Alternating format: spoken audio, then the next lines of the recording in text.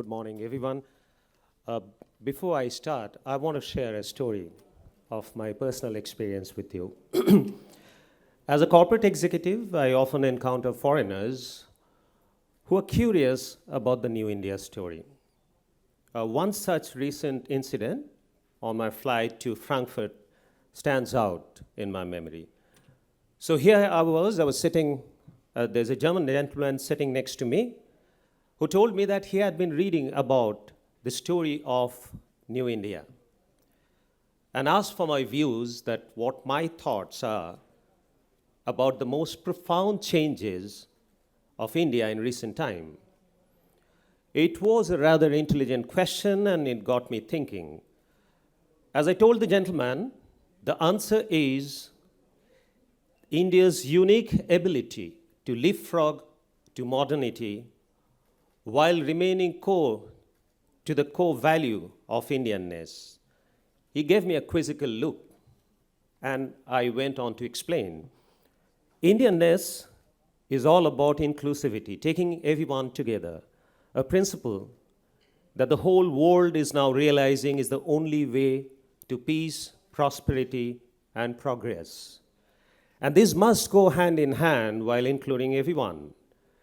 India's quantum leap to modernity can be witnessed, for example, in its adoption of wireless and digital technology. More than 20 billion transactions took place in the month of August 2025 on India's Unified Payment Interface, or the UPI system. The poorest of poor Indian now can not only transact on their smartphones, but they also get information and services which are vital to their livelihood. Billions of dollars of government subsidy get transferred directly to the intended beneficiary's account without any leakage. So what India has done is converted smartphone into a powerful tool of economic prosperity, and no wonder the result is apparent. 240 million Indians have emerged out of poverty over the last 10 years, 240 million, which is almost 3 times the population of Germany. Thank you. Thank you. I make this point to highlight why we have gathered here this morning. Mr. Anurag Thakur, Member of Parliament, Mr. Vimani, Member Niti Aayog, Ambassador Gupte, Minister Nicole Hofmeister-Kraut, Ruben, my friend, Consul General of Munich, and the Honorary Consul General, Mr. Lapp of the state of Baden-Württemberg. It is my pleasure to welcome you all to the second edition of News9 Global Summit, Germany, which is co-hosted by the state of Baden-Württemberg and VfB Stuttgart. This year marks the completion of 25 years of strategic relations between India and Germany. Under the leadership of India's Prime Minister, Honorable Shri Narendra Modi ji, and the successive German chancellors, the bilateral relations have reached new highs. Now, as we witness the global order undergo dramatic transformation at an unprecedented speed, leading us to a sort of uncertainty that the modern world hasn't witnessed recently, the need for two countries to come together is even greater than ever. The opportunity that India and Germany have is not just to forge a mutual win-win. Instead, the opportunity is to create a partnership model which can be adopted by the free world. After all, Germany is India's largest trading partner in European Union with an annual trading volume of close to 30 billion US dollars. And the UAE, on the other hand, is India's largest trading partner as a bloc. Therefore, India-EU free trade agreement that is being currently negotiated will be a transformational pact. Various estimates suggest that the EU's export to India could go up by 50 to 60%, while India's export to EU could rise 30 to 35%. Once the FTA is signed by the end of this year or early next year, the bilateral trade between India and EU could double to almost $260 billion by 2028.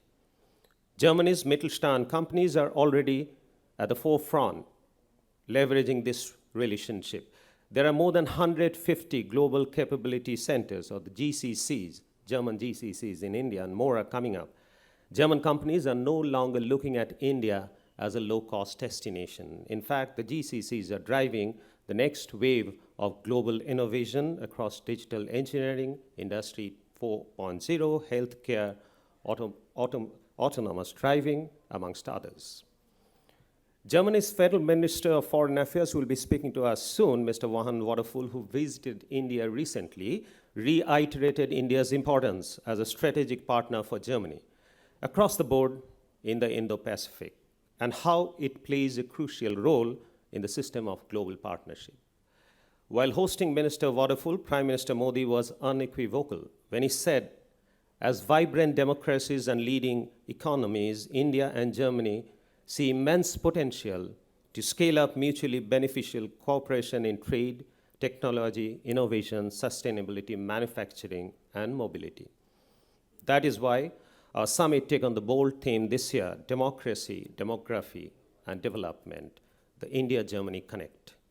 Over the course of the day, we will explore many important aspects of bilateral relations and hear from some of the most key important stakeholders, including policymakers, industry captains, and thought leaders.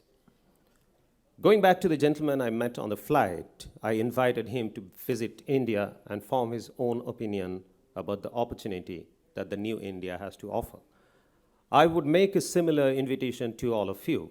Please visit India and join us on our journey to Prime Minister's vision of a Viksit Bharat, or a developed India, by 2047. And since I stand here with you at Germany's automotive hub, I should point out that by 2047, we aim to become the second largest automotive producers in the world, with an annual production of close to 200 million vehicles. As the famous German-Swiss poet and Nobel laureate Hermann Hesse said, man muss das Unmögliche versuchen, das Mögliche zu erreichen. In English, it means you have to try the impossible to achieve the possible.